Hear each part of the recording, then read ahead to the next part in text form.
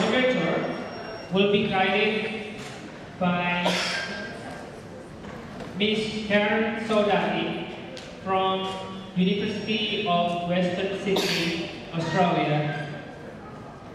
For Ms. Karen Sodati, please welcome Ms. Karen. I would actually like to warmly introduce our first speaker for this afternoon. It's a great pleasure of mine.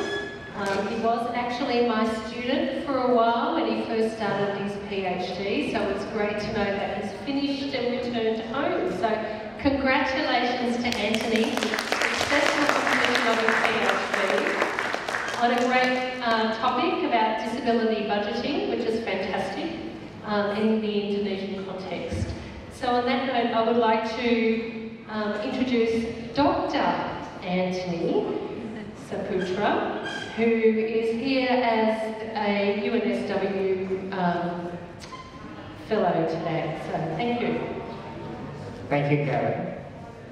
So, as Karen mentioned, actually I was her student in the first year of my PhD candidature, and I'm really excited today because Karen is chairing this session.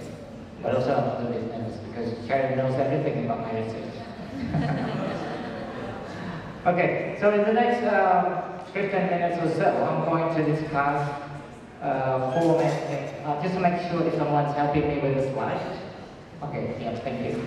I'm going to discuss about four main things in relation to disability in development. So first, we'd like to talk about common connection made between the relationship between disability and development, which is poverty, and the need of mainstreaming to go beyond poverty focus. And then I'm going to highlight the importance of achieving disability mainstreaming in reference to rights, participation, and citizenship. And subsequently, I will discuss what are found to be the main challenges to disability mainstreaming in development, and why we're thinking disability citizenship in Indonesian context is paramount to achieving disability mainstreaming. Next slide, please. Disability and poverty is a common connection made in the relationship between disability and development. Such connection entails that disability mainstreaming and development, particularly in the global south poorer economies, needs to concentrate on poverty reduction programs. So poverty remains, of course, a critical issue for people with disability in the global south. We estimate that 82% of people with disability living in the global south are in poverty, and that 1/5 of the world's poorest people are persons with disability, as well as the assumption of a mutually reinforcing disability and poverty relationship has strengthened the connection made between disability and development. The first World Report on Disability launched in 2011 by the World Health Organization also acknowledges the relationship between disability and development that emphasizes that disability is a development issue due to the two-way link between disability and poverty. So because of the relationship between disability and poverty, the integration of disability into development agenda is important to reduce poverty as well as to achieve social inclusion and equitable development. But the literature has established that, okay, next slide there. The literature has established that development entails not only poverty reduction, but needs to be achieved in reference to right, participation, and citizenship. So the adoption of the UN CRPD has played an important role in promoting discussion about human rights, citizenship rights for people with disability. The UN CRPD has marked the need for a paradigm shift in perspectives toward people with disability as rights holders, and active members of society rather than objects of charity. Participating in development as active members of society is seen to be critical to the achievement of citizenship. Participation was mostly approached as a right of citizenship in the context of development in both the global north or south. Citizenship was defined as a set of social political practices that determine a person's status and rights as a member of a community in which the person can access the socio-economic resources. So participating in development as active members of society seems to be critical to the achievement of citizenship. While more studies have made connection between rights, participation, and citizenship, little is known about what such connections mean for people with disability themselves and how they are realized in different contexts.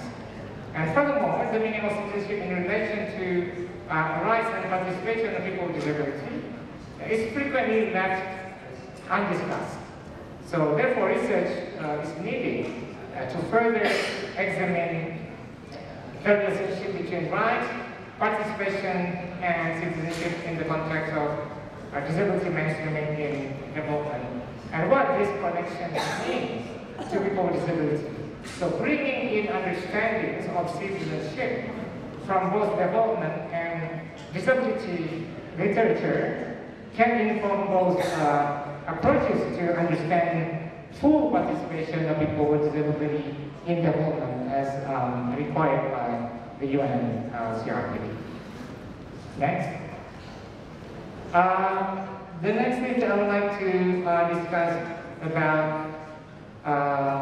the big picture thing in regards to challenges to implementing disability mainstreaming in development, particularly in Indonesian context. So, as I said, in the big picture wise, there are two main issues actually that challenge disability mainstreaming in development, particularly beyond poverty focus.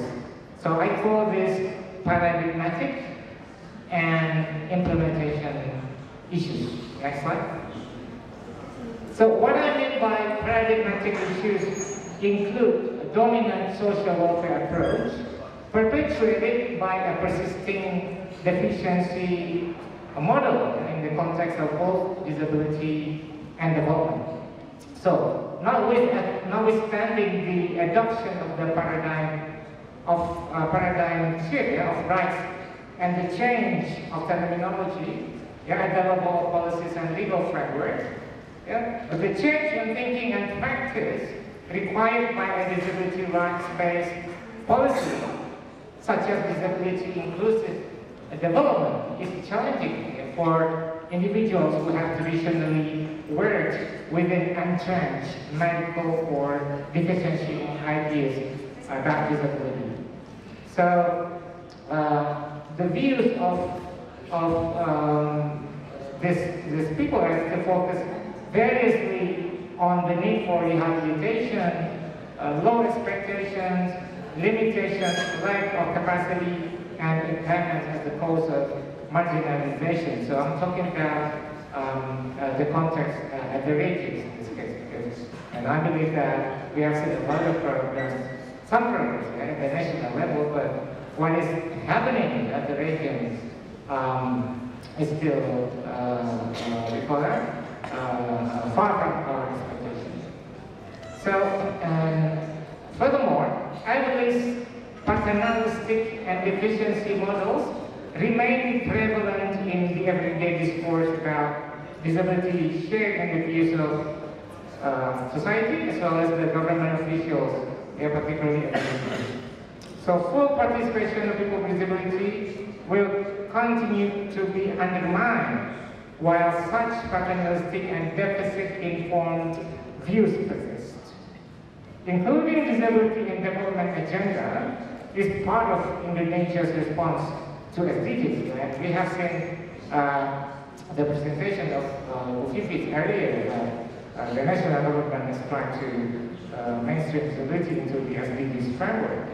But however, until now, disability inclusive development in Indonesia has been limited to welfare approaches aimed at poverty reduction. So, and I think the Indonesian government runs the risk of relegating people with disability to being mere recipients of development programs and misses the opportunity for a more expansive approach to inclusive development.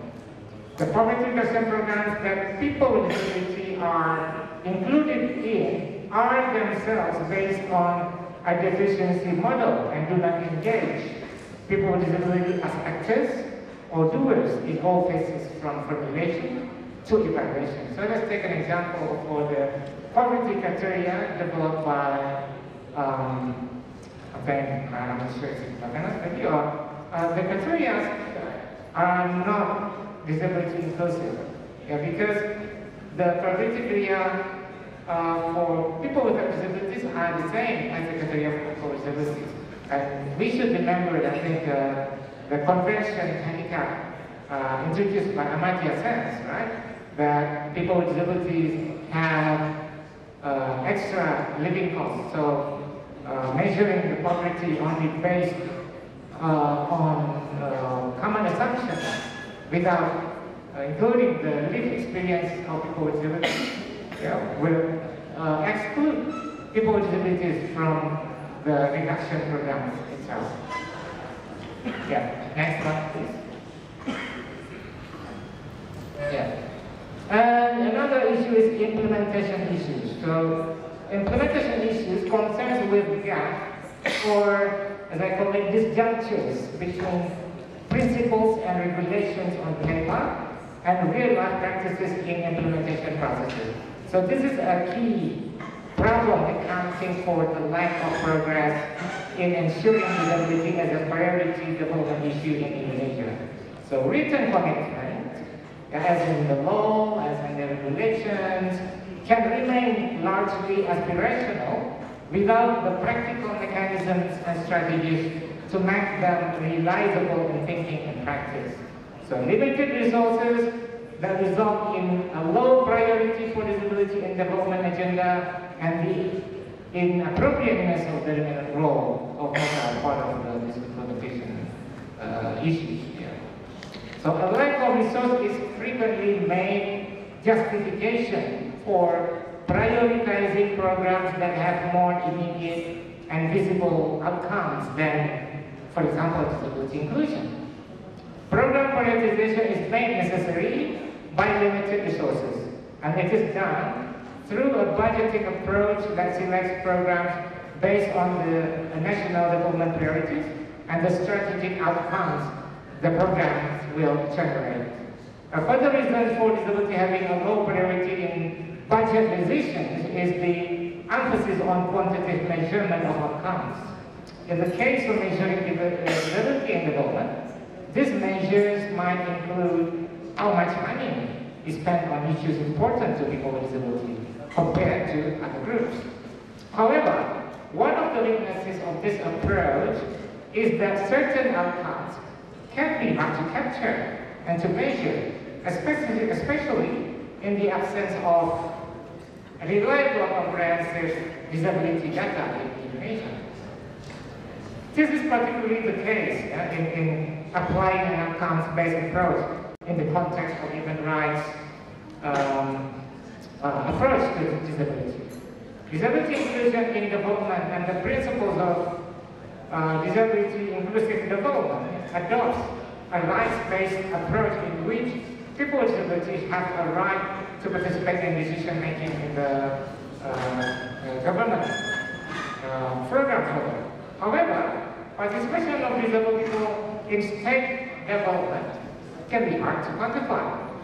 Participation is an abstract idea that cannot be reduced to the number of people present in a meeting, as people with disability may participate to different extents and in non-standard ways derived from their highly diverse impairment-related needs and support. The difficulties in applying outcomes-based measurements to greater participation in people with disabilities, as I already described, may contribute to the deprioritization of disability in state-led development. Furthermore, within the state-led development sector, where there are multiple competing claims, it appears that disability may not be regarded as a sufficiently pressing issue toward inclusion as a priority. So prioritizing the sectors that impact the majority of populations may seem justifiable and realistic. However, limiting the focus only on issues considered to produce economic and quantifiable impacts will mean that the non-economic but important issues such as disability will always be left behind. So resource constraints are often the reason used by the countries for legitimizing their inability to fulfill the rights of their citizens. And another thing is the appointment of Ministry of Social Affairs, yeah, as the lead ministry responsible for coordinating disability rights mainstreaming is also a factor in impacting on the implementation of disability inclusive development.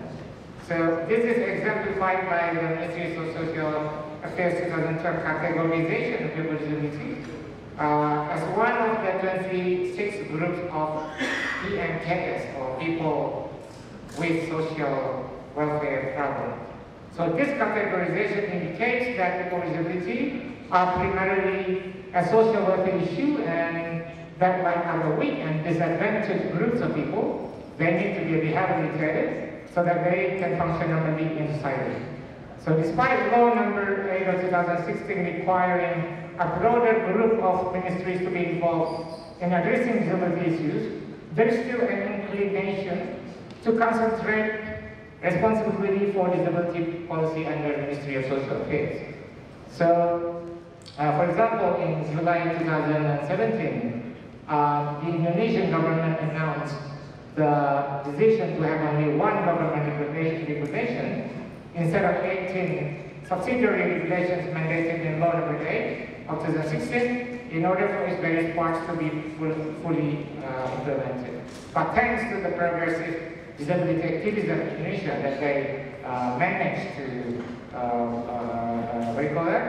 counter this decision. So,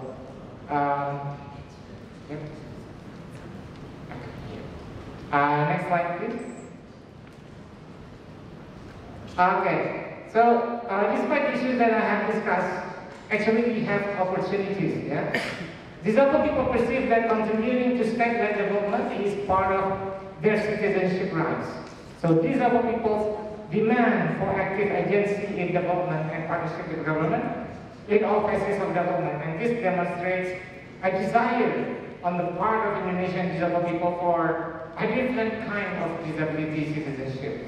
So this model goes beyond the global northern-dominated concept of participation and equalization of rights. This notion is forged from the alignment of disability rights with inclusion and development, based in Indonesia's unique ideology of nation building, and therefore we need to develop a new way of thinking about disability citizenship based on the Indonesian disability activist language and concept of defable. Next slide. So perhaps we can call such disability citizenship defable citizenship by identifying themselves as defable. Yeah. They have it showed that they are able to make contribution as valuable as others, also although in different ways. And as Professor Patrick mentioned before, that people with disability have to define themselves in a disabled world. So this is an example of how people with disability in Indonesia also like to describe themselves as defable. Yeah? As defable people, as Indonesian citizens who have both rights and obligations to contribute to state development. So disabled people do not only want to be recipients of development, but rather to participate meaningfully in development and to shape this agenda. And I think the real paradigm shift if the Indonesian government is able to support people with disabilities in expressing what they demand to be actively involved in development of all phases. That could be a real example of paradigm shift, and that might be able to create a more concrete changes, both in thinking as well as in practice. So we will discuss more about this concept later on.